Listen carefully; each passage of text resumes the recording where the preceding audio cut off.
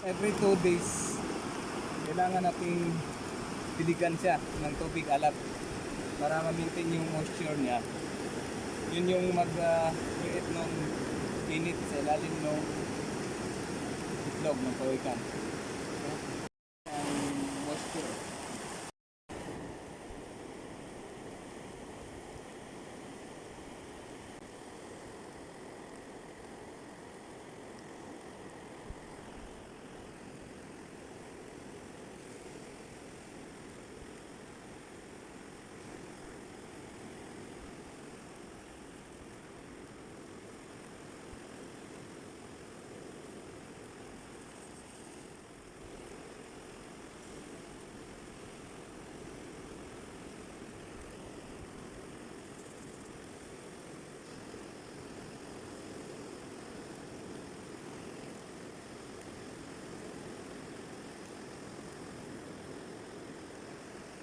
Okay. So, magandang hapon po mga kababayan.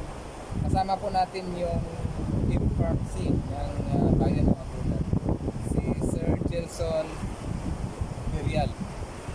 So, pinapakita po natin itong ginagawa natin dahil nalit siya ng konting oras mga kababayan.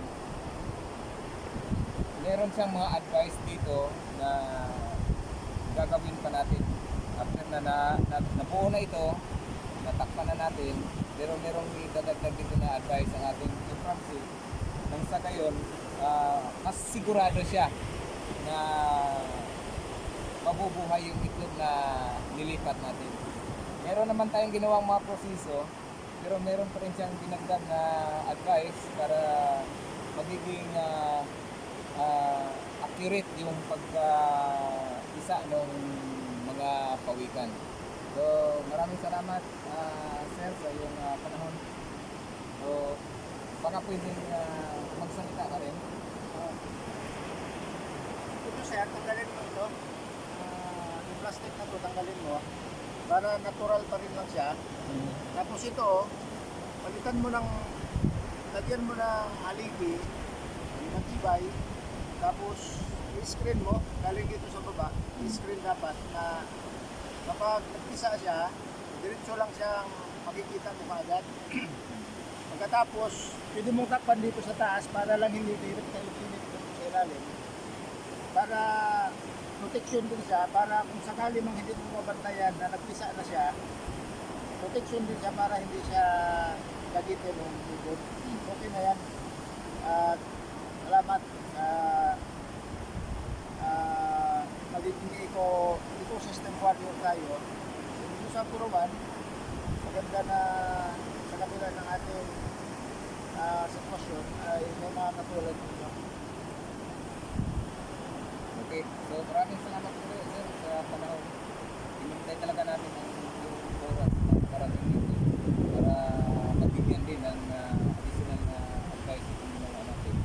Kasi kailangan talaga siyang ilipat dito dahil kaninang umaga pinaglaruan ng aso yun yan, pinakalkal na nila.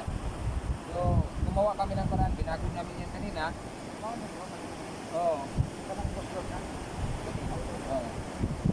Nung nabakod, safety na siya pero hindi napalagay kasi yung nangyari ng bahay na ito, si Ma'am Sandria Katakutan.